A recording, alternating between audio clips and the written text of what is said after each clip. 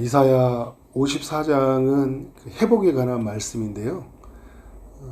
바벨론에서 포로된 그 남유다의 회복이면서, 그리고 제 아래 살아가는 모든 사람들을 향한 회복의 약속들, 예수님의 그 재림으로 말미암아 이루어지는 그 완벽한 그 회복에 관한 약속들을 우리에게 들려주고 있어요. 또 오늘부터 수련회가 진행되고 있다 보니까 회복에 관한 약속이 더 이렇게 크게 들리는 것 같아요. 이 시간이 우리를 온전히 새롭게 하고, 또 우리를 더욱 풍성케 하고, 또 온전히 우리를 회복해가는 시간들이 되었으면 좋겠다라는 생각이 들었습니다. 그런 시간이 되도록 또 오늘 하루 또 3일 동안 진행되는 여정 동안 중보해 주시면 감사하겠습니다. 1절에 보니까 잉태하지 못하며 출산하지 못한 너는 노래할지어다, 이렇게 이야기를 하고 있어요.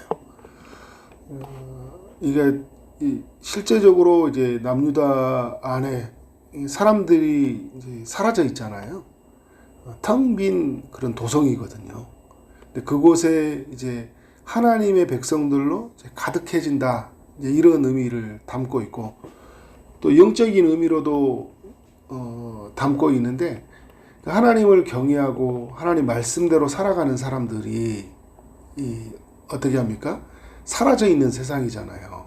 그래서 다시 이제 하나님을 찾고 말씀 앞에 서고 그렇게 세워져 가는 그런 영적으로 충만한 공동체를 이루어질 것이다라는 그런 의미를 담고 있죠. 하나님을 또 경외하는 사람들이 아주 작은 사람들밖에 많지 않잖아요. 그래서 엘리야 같은 그런 고민이 있거든요. 나만 있는 것 같다. 그런데 어떻게 합니까? 하나님이 풍성하게 그 하나님을 경외하는 사람들을 채워진 세상, 그것을 이제 맞이할 것이라는 것을 이렇게 들려주고 있어요. 그러니까 이는 홀로 된 여인이 남편이 있는 자의 자식보다 많음이라, 여호와께서 말씀하셨다, 이렇게 말씀하고 있어요. 그러니까 갑으로 살아가던 여인들의 그 자식이 어떻게 번성할까 했는데, 그 자식들이 또 자식을 낳으면서요, 어떻게 합니까? 굉장히 많이 풍성해져 가듯이 하나님이 친히 일하신다는 거예요. 그러니까 지금 내 때에 보면 다 정말 아무것도 없는 것 같아. 그런데 여러분 어떻게 해요? 하나님이 그 후손의 때 더 많은 것들을 채워주시는 그 반전, 그 역전의 역사를 이루겠다라는 그 말씀이죠. 그러려면 어떻게 해야 되냐? 2절에 보니까 내 장막터를 넓히며 내 처소의 휘장을 아끼지 말며 널리 펴되 너의 줄을 길게 하며 너의 말뚝을 견고히 할지어다, 이렇게 이야기를 하고 있어요. 무슨 말이냐면 하나님이 이제 모든 것을 풍성케 하고 부흥케 할 테니까, 더욱 많아지게 할 테니까 그에 걸맞는 준비를 하라는 거예요. 하나님이 예를 들어서 우리 교회를 말하면 공동체 사람들을 보내줄 테니까 그에 걸맞는 준비를 해야 되잖아요. 받아들일 수 있는 준비가 돼 있어야 되잖아요. 사람을 넉넉하게 품을 수 있는 마음도 준비되어 있어야 되고, 그죠? 그런 예배와 사역과 모든 교제가 준비되어 있어야 되잖아요. 하나님이 보내줄 테니까. 이건 여러분 우리 가정과 또 여러 공동체의 모든 그 적용되는 말이에요. 하나님께서 우리 가운데 회복의 시대를 산다고 했잖아요. 그러면 회복에 걸맞는 우리가 준비를 하는 거죠. 기도로서 준비가 돼야 되겠죠. 말씀으로 준비가 돼야 돼요. 내가 이 모든 것을 어떻게 받을 수 있을 만한 그릇이 돼 있어야 되잖아요. 그런 것을 우리가 준비해야 된다라는 거죠. 저는 이제 우리가 수련회 준비하고 있으니까 수련회가 예를 들어 사람들이 올 수 있는 준비가 돼 있어야 되겠죠. 그죠? 말씀이 준비가 돼 있어야 되고, 또 그것에 필요한 프로그램이 준비되어 있어야 되겠잖아요. 그냥 와서 우리가 수련을 준비하는 게 아니잖아요. 준비되어 있을 때 자리에 참여했을 때 하나님의 큰 은혜가 있잖아요. 이건 우리의 인생과도 중요한 의미를 담고 있는 거예요. 준비되어 있어야 돼요. 그것에 어떻게 넓혀라, 그죠? 아끼지 말아라 이야기하고 있죠. 단단하게 어떻게 해요? 또 우리가 아끼지 말고 말뚝을 견고히 하라고 하잖아요. 우리가 견고히 해야 될 것들, 또 아끼지 않아야 될 것, 넓혀야 될 것, 또 이 모든 것들을 우리가 생각해서 적용을 해야 되겠죠. 그러면 어떤 일이 나냐? 3절에 보니까 이는 내가 좌우로 퍼지며, 그죠? 내 자손은 열방을 얻으며 황폐한 성읍들을 사람 살 곳이 되게 할 것임이라 이야기하고 있어요. 유다 백성들에게 가장 중요한 것들은 뭐냐면 이제 준비해야 되는 것들이 가서 성전 지어야 되고요. 그리고 이제 성벽 쌓아야 되고요. 그러니까 예배 드릴 수 있는 세상, 그리고 어떻게 해요? 다시 농사 짓고 다시 이렇게 어떻게 삶을 기경할 수 있는 세상을 만들어 가야 되잖아요. 그런 면에서 여러분 1차에 기한했던 사람들이 어떤 일을 했습니까? 예배 공동체 만들도록 성전 지었죠. 2차에 했던 사람들은 이제 그래서 예배 율법을 적용하고 예배 드릴 수 있는 것들을 만들었고, 3차에 간 사람들은 어떻게 합니까? 성벽을 쌓았잖아요. 그렇게 준비해 갈 때 어떻게 하는 거예요? 하나님의 역사하심을 만나는 거예요. 그러니까 우리가 여러분 그냥 사람이 회복이 되어진다고 할 때 그냥 이렇게 회복이 되어진 게 아니라 하나님은 우리로 하여금 회복을 위한 준비하심을 만나게 한다니까요.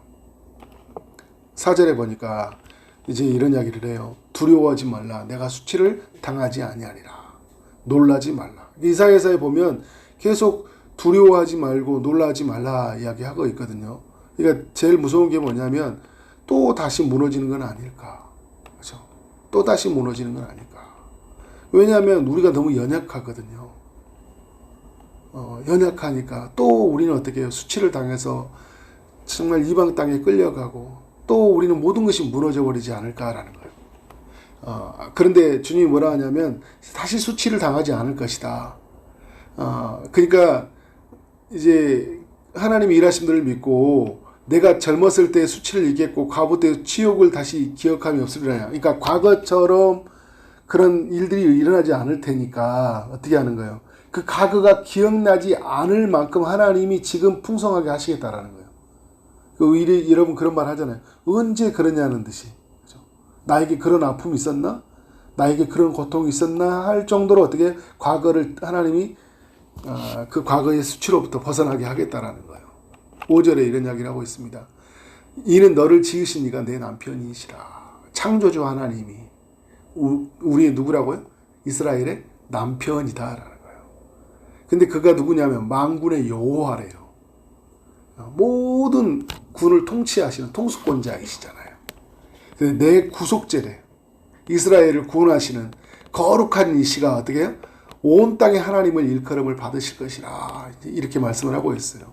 그래서 하나님이 하나님 되심을 온 세상에 드러내시고 이스라엘에게 드러나시고 온 세상에 드러나게 하실 것이거든요. 그래서 여러분 어떻게 해요? 이스라엘은 하나님이 어떻게 하시는 거예요? 온 세상에 하나님이 자신을 드러내게 하심으로 수치가 없는 세상을 만들어주겠다라는 거예요.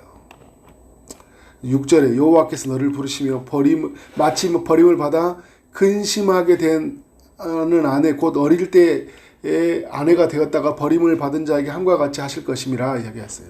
8절에서 7절에서 그렇고요. 8절에서도 무슨 이야기가 하냐면 주님이 잠시 어떻게 해요? 버렸다. 잠시 이스라엘을 가렸다. 이런 이야기를 해요. 잠시라는 표현을 쓰고 있죠. 왜 잠시 버렸죠? 이들이 죄를 지었으니까. 왜 잠시 가린 거예요? 이들이 하나님 앞에서 하나님의 진노를 사서 죄를 저질렀으니까. 그런데 어떻게 하는 거예요? 이제 버리지 않겠다라는 거예요. 다시 모으겠고 8절에 보니까 이제 국률이 여기고 어떻게 해요? 이제 영원한 자비로 그들을 다스려 가겠다 하는 거예요. 그러니까 뭐라는 거예요? 이제 두려워하지 말라는 거예요. 이제 놀라지 말라는 거예요. 근데 오늘 이렇게 말씀을 보면 1절부터 쭉 이야기하는 게 뭐냐면 너 그죠? 이스라엘 내 이런 말을 쓰죠. 이 표현을 쓰잖아요. 그러니까 내 장막터 너의 자식들 그죠? 이런 이야기를 계속 쓰고 있어요. 내가 너의 수치 그런 이야기 하잖아요. 너를 지으시니 5절에 보니까 너를 부르시니 이야기하고 있어요. 너를 모을 것이다. 너의 구속자. 그러니까 이런 말 표현들이 어떤 의미를 담고 있냐면 하나님과 이 온전한 관계의 회복이 이루어졌다라는 거예요. 이루어지는 세상을 만난다라는 거죠. 하나님과의 관계가. 그래서 여러분 하나님이 뭐라고 하는 거예요? 너를 지었는데 너의 남편이다. 그러니까 어떻게 하는 거예요? 하나님과 아내와 남편으로서의 관계가 완전히 이루어지는 거예요. 이거는 이제 내 남편이다 라는 아내다 이런 단계는 말은 언약의 관계가 여전히 어떻게 하나님 앞에서 유지된다라는 거예요. 이건 매우 놀라운 이야기예요. 왜냐하면 이스라엘 백성들이 어떤 생각을 가졌냐면 하나님께 버림받았다라는 생각을 가졌거든요. 그래서 우리는 다시 이런 세상을 맞이하지 못할 것이다 라는 생각을 가졌는데 하나님이 말씀해 주는 거예요. 여전히 하나님과의 어떤 관계예요? 언약의 관계라는 거예요. 그것에 대한 회복의 약속을 이스라엘에게 주고 있는 거죠. 근데 9절에서 이런 이야기 하고 있어요. 9절에서 확실히 과거의 사건을 들려주고 있잖아요. 내게 노아의 홍수와 같다. 내가 다시는 노아의 홍수 땅 위에 범람하지 못하게 하리라 맹세했잖아요. 그러니까 주님이 노아 홍수 이후에 다시 비로 심판하지 아니하겠다고 했잖아요. 그 약속을 주고 있는 거예요. 내가 너에게 노하지 아니하겠고 너를 책망하지 아니하기로 맹세하였나니. 그러니까 왜 하나님이 이런 일을 행하셨을까요? 어제 53장의 내용이 중요한 거예요. 어떤 내용이요? 주님이 모든 죄의 값을 다 지불하셨잖아요. 이제는 다시는 어떻게 해요? 심판받지 않는 거예요. 예수 그리스도 안에서. 그러니까 우리는 여러분 징계는 받아요. 징계는 죄를 저질렀을 때. 근데 여러분 우리가 심판을 받지 않죠. 영원한 하나님의 심판을 받지 않아요. 다시 노아의 홍수같이 우리가 모든 것이 다 쓰러지는 하나님 앞에 그런 심판을 받지 않아요. 다만 우리가 죄를 저지르면 돌이키게 하나님의 징계는 있죠. 그래서 10절에서 계속 이야기하고 있어요. 9절에서 맹세했다고 하죠. 10절에 보니까 산들이 떠나며 언덕들을 옮길지라도, 그죠?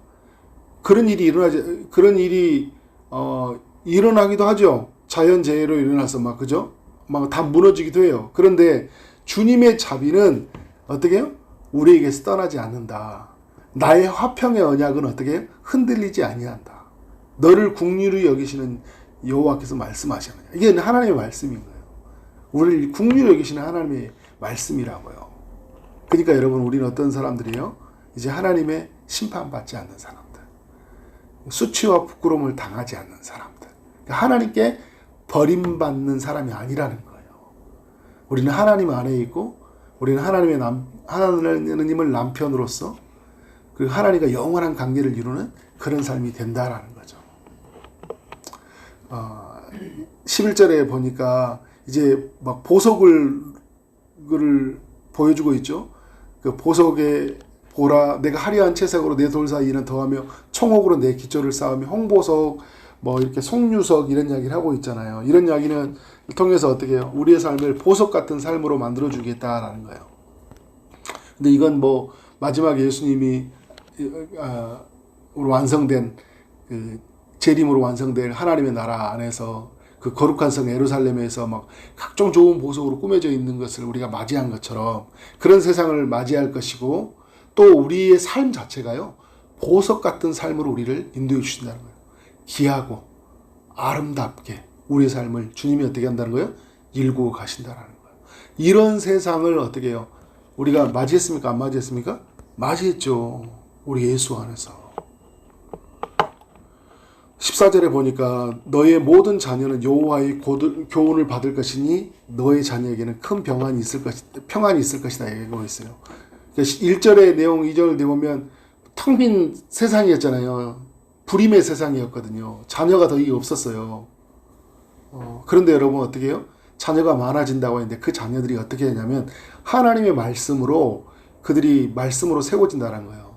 그러니까 어떻게 하냐 큰 평안이 있잖아요. 이건 어떤 이야기냐면 이 자녀들로 하여금 영적인 부흥의 역사가 일어난다라는 거예요. 저는 그래서 오늘 말씀이 임해지기를 바라는 마음이 뭐였냐면 저희 교회에 오늘 수련회가 있고 다음 주에 기쁨의 동산교회 수련회가 있잖아요. 특별히 아이들이 이렇게 그런 생각이 들었어요. 하나님의 말씀을 이렇게 교훈으로 받고 우리 자녀들이 큰 평안이 있었어요. 말씀의 다스림을 받는 평안이 있잖아요. 괜찮은 거예요. 인생 살만한 거예요. 도전할 만한 거예요. 너무 세상이 급변하니까 나는 어떻게 되냐 이런 생각할 수 있어요. 근데 여러분 말씀이 임하면 괜찮아요. 우리 자녀들이 왜 힘드냐면요. 말씀이 임하지 않기 때문에 힘든 거예요. 우리도 마찬가지입니다. 여러분. 말씀이 임하지 않으니까 힘든 거예요. 진정한 영적인 부흥은 뭐냐면요. 말씀을 가득 채우는 거예요. 그리고 말씀에 붙잡히는 거예요. 그러면 어떻게 해요? 괜찮아요. 어떤 일들이 일어나도 괜찮은 거예요. 왜냐하면 내게 말씀하시는 이가 내 안에서 어떻게 해요? 그 말씀을 이룰 것이니까. 그러면 어떻게 해요? 하나님이 주시는 온전한 회복, 부흥, 영적인 확장 이런 일들이 일어나는 거예요. 그래서 14절에서 이렇게 보면 두려움과 공포가 사라지는 세상, 그죠? 누구도 해할 수 없는 세상, 뭐 어떤 무기로도 우리를 이길 수 없는 세상, 이런 세상으로 주님이 만들어 주시겠다고 우리에게 약속해 주고 있어요. 이것이 오늘 우리를 향한 하나님의 회복의 프로젝트예요. 근데 오늘 우리는 어떻게 해요? 회복의 프로젝트가 시작되고 있다는 거예요, 지금. 우리 점점 망해져 가는 게 아니라 어떻게 해요? 우리는 점점 더 회복해져 간다고요. 우리가 그래서 여러분 이 세상에 살고 있다는 게 얼마나 감사한지 몰라. 그러니까 우리가 이 회복해 갈 때 누구의 다스림을 계속 받아야 될까요? 주님이 이제 우리에게 성령을 부으셨으니까 성령의 다스림을 받아갈 때 이 회복이 우리 가운데 매우 실질적으로 이루어져 가요. 그림의 떡이 아니라니까요. 이것은 우리 가운데 이루어진 실제라니까요. 그러니까 우리 삶은 이렇게 공고하냐, 힘드냐. 제가 오늘 13절의 말씀이 너무 중요한 것 같아요. 하나님의 교훈이 받아서 어떻게 해요? 말씀이 우리 가운데 임해서 말씀의 가르침을 받고 말씀대로 가면 되는데 어떻게 하는 거예요? 우리가 말씀의 가르침을 받지 않으려고 하니까, 그의 통치를 받지 않고 자꾸 육체로 살려고 하니까, 내 생각과 내 힘으로 살려고 하니까 하나님의 회복과 하나님 우리를 부흥케 하시면 하나님 우리를 축복해 가시는 것들을 못 경험하는 거예요. 완전히 우리의 생각을 비우고 어떻게 그분의 말씀의 통치를 받는 거예요. 그러니까 여러분 오늘부터 우리 진행하는 수련회에 의해서 기도해 주시고 이 수련회 가운데 특별한 이런 은혜가 임했으면 좋겠어요. 말씀이 우리 아이들부터 우리 모든 성도들에게 임해가지고요. 그것으로 하나님이 우리를 다스려가는 것, 성령님이 우리의 내면과 또 우리 공동체와 우리 가정과 우리 삶의 모든 것을 이끌어 가시고 풍성케 하시고 우리를 채워주시고 우리를 더욱 확장케 하는 역사를 경험했으면 좋겠습니다. 그런 이야기가 있는 우리 수련회에 그런 이야기가 있는 우리 모든 삶의 여정이 되기를 주의 이름으로 축원합니다. 아멘. 기도합니다. 하나님 감사합니다. 오늘 또 우리에게 필요한 말씀 주시니 감사합니다. 예수 그리스도 안에 있는 자들에게 하나님이 회복이 시작된 줄 믿습니다.